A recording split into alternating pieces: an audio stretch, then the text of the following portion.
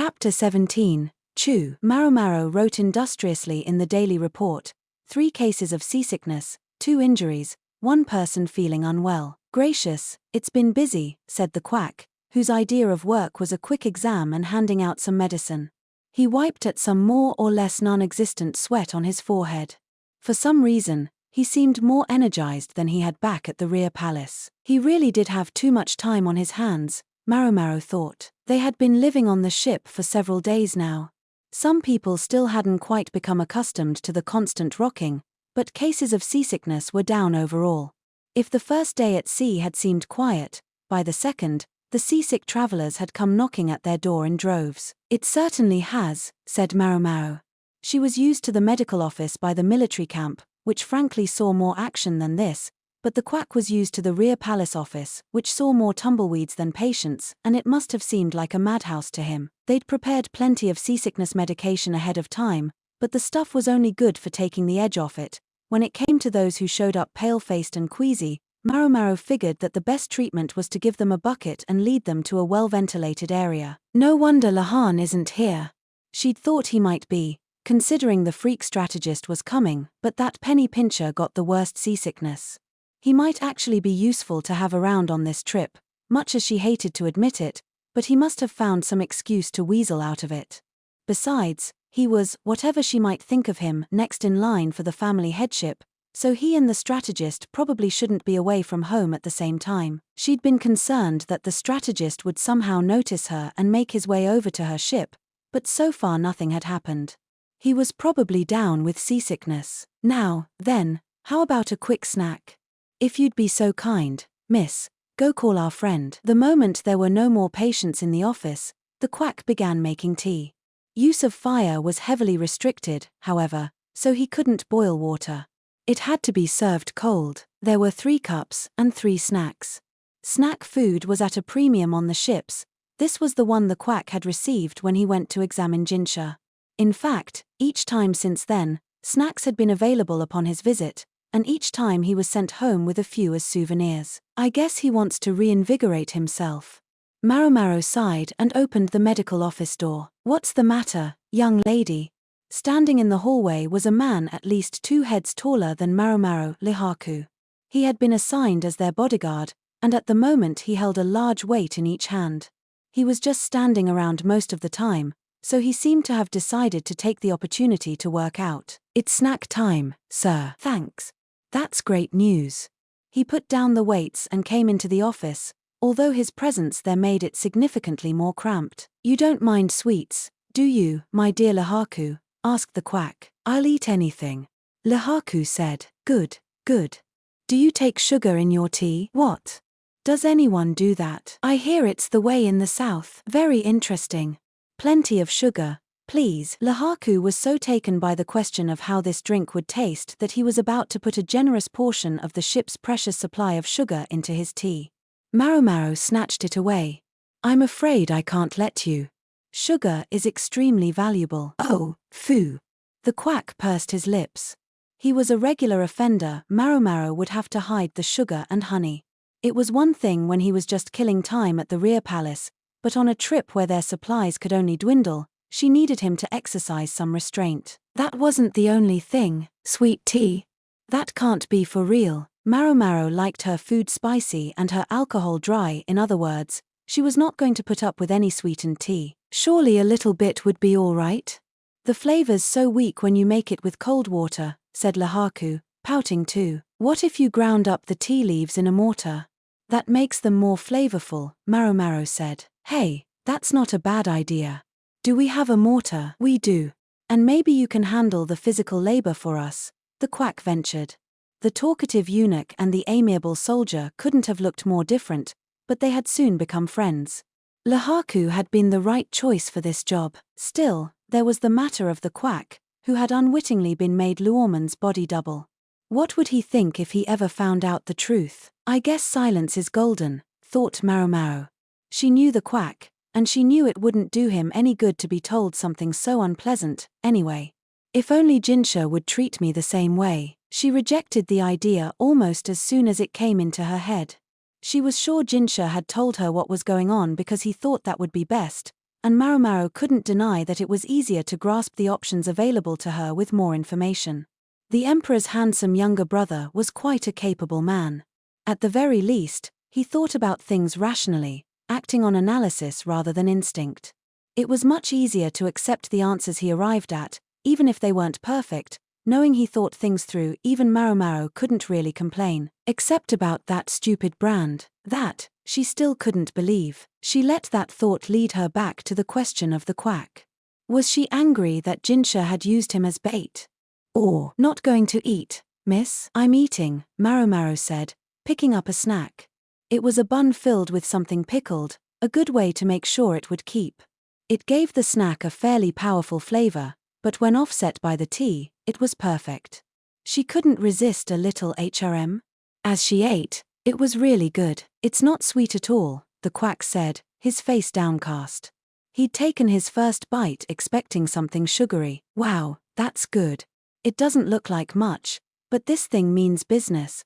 Lehaku said. It should be. It's a gift from the Moon Prince himself, the quack replied with a little snort like he was very proud of the fact, and here the snacks had technically been given to Maomao. Maomao got more tea and looked out the little window. I can see land, she said. Ooh. Can you? The quack came over and squeezed in at the window. I heard we were supposed to make port by noon, but it looks like we're running a little late. Nothing unexpected, though, Lehaku said, checking a notebook to be sure.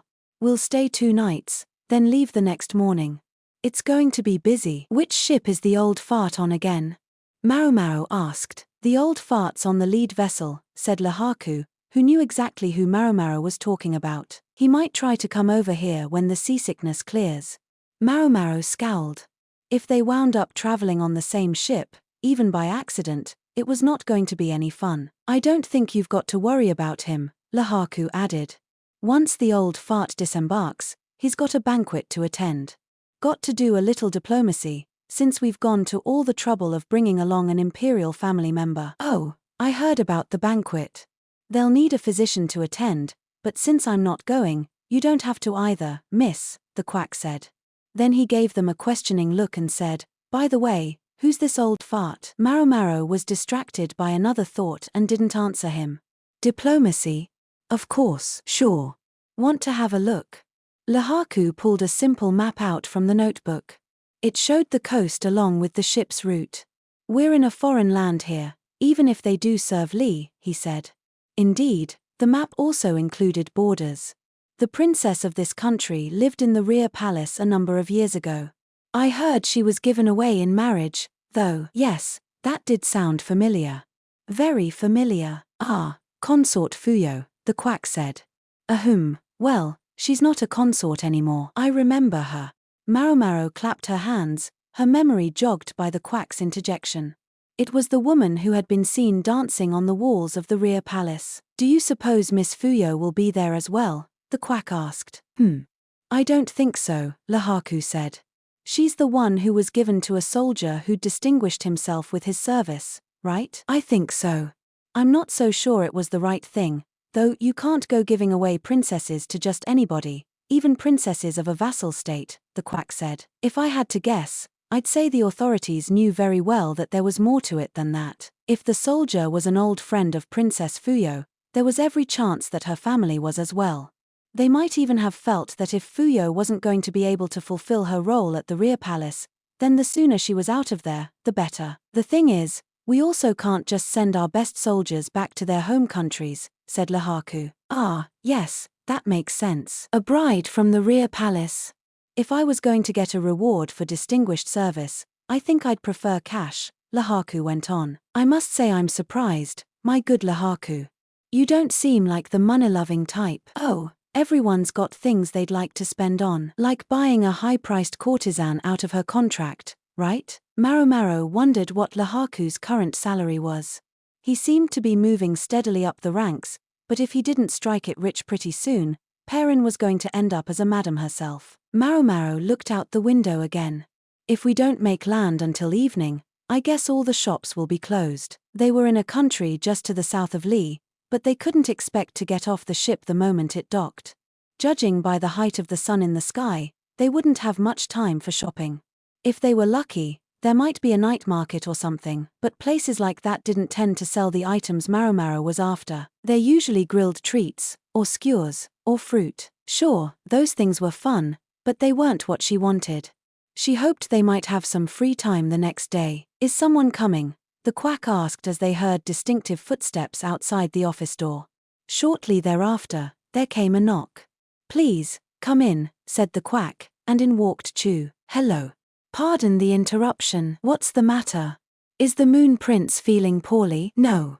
I have a favor to ask, if it's all right. She turned her small eyes on Maomao. We've been told they want to borrow a food taster for the banquet tonight. Lahaku's and the quack's eyes joined hers. I mean, I don't exactly dislike that work. What she did dislike was being in the same place as the freak strategist. She was trying to devise some way out of the request when Chu took something out and showed it to her. Maomao didn't say anything. She couldn't, however, keep her gaze from drifting to the mushroom Chu was holding. It appeared to be dried shiitake. HNNGH. Was this Jinshi's clever little touch, or Sueren's?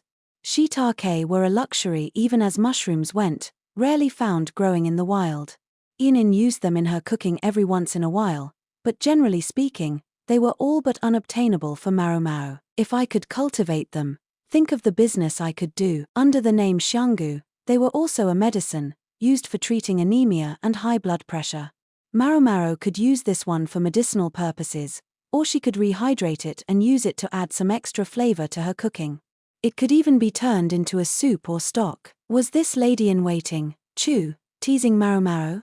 After a quick glimpse, the mushroom disappeared from her hand only to reappear in the other one.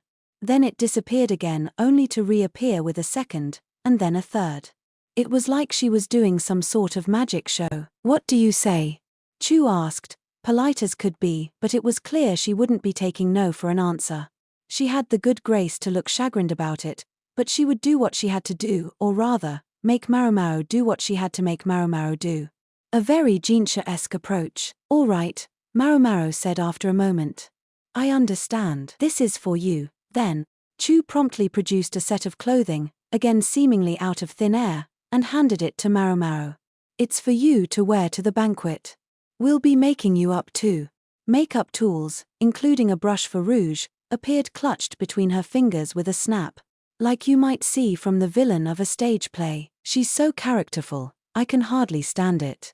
A simple descriptor like Basin's older brother's wife was never going to suffice to explain this person.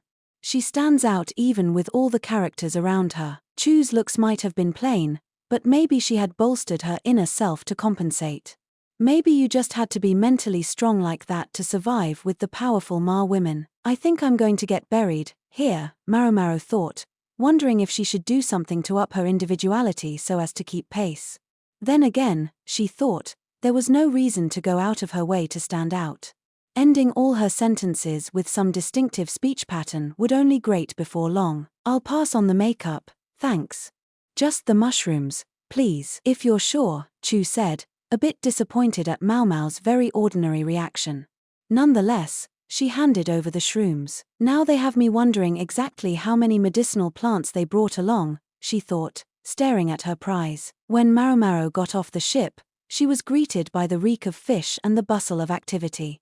It was already getting toward dusk and many of the shops were closed, but she could see a few people rushing from place to place trying to do evening shopping. Do be careful, now, called the quack, waving a handkerchief from the ship. She'll be fine, she has me with her.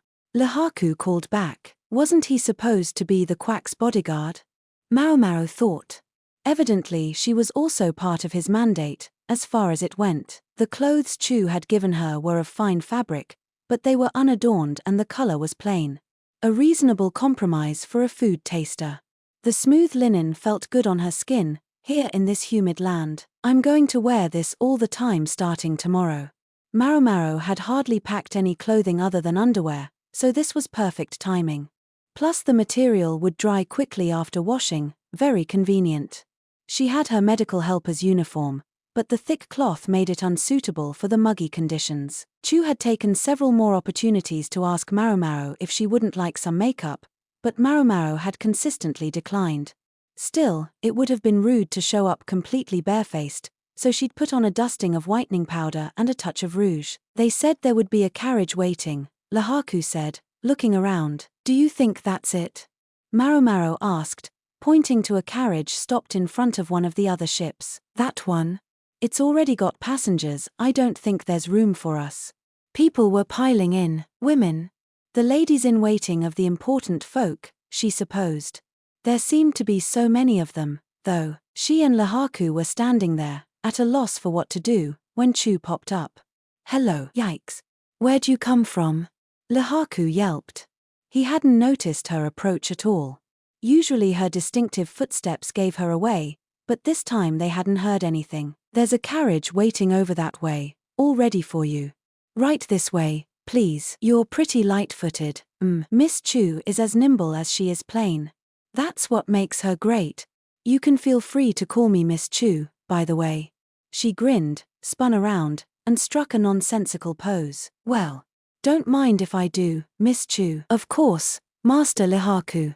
Incidentally, Miss Chu is a married woman, so she must decline any advances. That's a shame. You're my type. If I'd met you before I ran into the woman I'm destined for, I would definitely have tried to make a move on you, which was another way of saying she wasn't his type. It's too bad for you. You don't meet many women this good, Chu said. She just rolls with everything, doesn't she? All that cheerfulness. She was a kind of person, a type, that Maomao hadn't had around her to this point. Chu, meanwhile, had somehow pulled a string of tiny flags from the folds of her robe. I'd like to make a sarcastic quip, but I don't even know where to start, Maomao thought, and then she got into the carriage, ignoring the somewhat lonely-looking Chu. This country they were in, situated to the south of Li, was called Anan. It had been a vassal for more than a century. Even the name Anan wasn't its original name, but had been foisted on it by an old emperor. The character meant things like second, secondary, or inferior. It was the same with Hokueren, the collection of countries to Li's north. That name meant, quite literally, the collection Ren of inferior countries in the north Hoku. Whoever gave them that name must have been awfully important, thought Maomao. And awfully full of themselves, to force upon another country such an openly degrading name. I guess every other country probably has its own name for ours too. The people from the west had fairer skin than the Lineys and were often tall. Thus they sometimes derided the Lineys as monkeys. They were speaking the local language, and probably thought they couldn't be understood. Little did they know that Maomao's smattering of the Western tongue was just enough to tell her she was being insulted. If the madam had become aware of someone belittling her, she simply would have smiled and raised her prices. I guess we each do it to the other. If you didn't want people to insult you, don't insult them. But Maomao was less worried about being insulted and more worried about staying safe. Countries were really just very large groups of people, so relations between countries ultimately came down to a form of human relations. When Maomao climbed out of the carriage, she was confronted with a huge palace. The vermilion lacquer was the same color as in Li, but the shape of the roof was subtly different. It was a little rounder, and lanterns hung from it, shining. A pure white path ran down the center of the palace, through a garden with windmill palms planted in neat pairs. This way, if you please, said a man who appeared to be a servant. Thankfully, he spoke the Li language, although with a slight accent. Doesn't matter what I please. I'm just a food taster, Maomao thought. She even considered saying it out loud, but Chu was already trotting ahead, guiding Maomao, in her own way. She still made those strange, chirping footsteps. Maomao and Lahaku followed obediently. You may use this room, the servant said, leading them to a door. Chu promptly ducked inside, taking a swift look around. She was used to this. Everything look all right? Lahaku asked, joining her in the room and scanning the area. It's fine. Sometimes you get bugs or snakes here in the south, Chu replied. Snakes? Maomao asked. Her eyes lit up and she gladly joined in the surveillance. Are any of them venomous? Yes. Some. Are there any scorpions here? No, no scorpions. After a careful search turned up no bugs and no snakes, both of them looked thoroughly disappointed. I understand about the young lady, but why do you look so unhappy, Miss Chu? Lahaku interjected calmly, careful to use Miss Chu's preferred form of address. Well, Wouldn't it be more interesting if there were something here? So Chu didn't just like to stand out herself, she was the kind who preferred when things were lively. Maomao was starting to see how she had ended up in Gaoxian's character-laden household. At the same time, she was a little scared to contemplate how Chu and her mother-in-law must get along. Chu started making tea. The carafe was evidently full of cold water, because it was sweating, a mark of respect for the visitors. The cold water must have been fetched very recently. Don't worry. I can handle that, Maomao said. She figured Chu must be busy. She reached for the tea supplies, but Chu said, "It's all right, I'm making some for myself too. I'm going to be with you this evening, Miss Maomao." She worked with such quick movements that there was nowhere for Maomao to join in. Lady Suiren expressed her concerns about an unmarried young woman being alone with a man, even if he is her bodyguard, so here I am.